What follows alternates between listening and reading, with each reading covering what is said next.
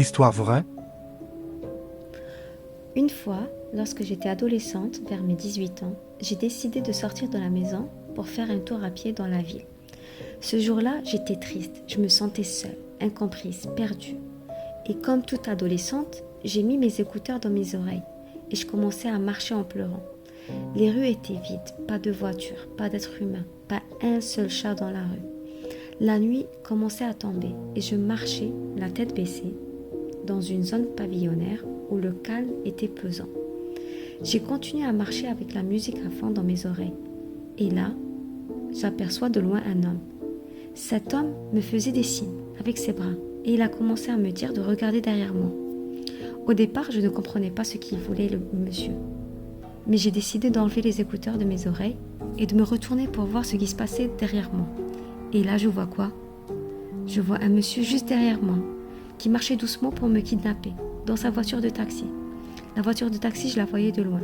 Elle était arrêtée plus bas dans la rue avec les warnings et avec les deux portes ouvertes, celle de devant et celle de derrière. J'ai commencé à crier de tout mon cœur, à insulter le monsieur. Le taxieur a eu peur que les gens sortent de leur maison. Il a commencé à courir vers sa voiture.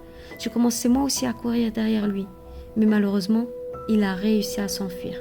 Ce jour-là, j'ai eu la peur de ma vie. J'ai décidé de ne plus jamais mettre les écouteurs dans la rue, avec la musique à fond. J'ai commencé à imaginer des scénarios. Et je me disais, et si c'était mon dernier jour? Qu'est-ce qui allait se passer une fois que je serais kidnappée? Je serais sûrement violée. Mais est-ce que par la suite j'allais être tuée? Ou bien pire, est-ce que monsieur allait vendre mes organes?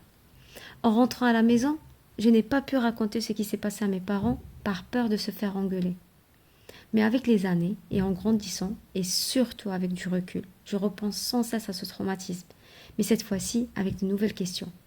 Pourquoi le monsieur qui m'a fait signe n'est pas venu m'aider? Pourquoi, une fois le drame s'est terminé, le monsieur qui m'a fait signe a disparu?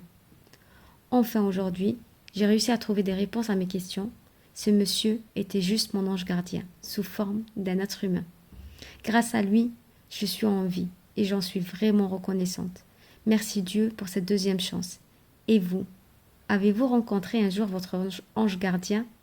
Avez-vous eu une histoire similaire?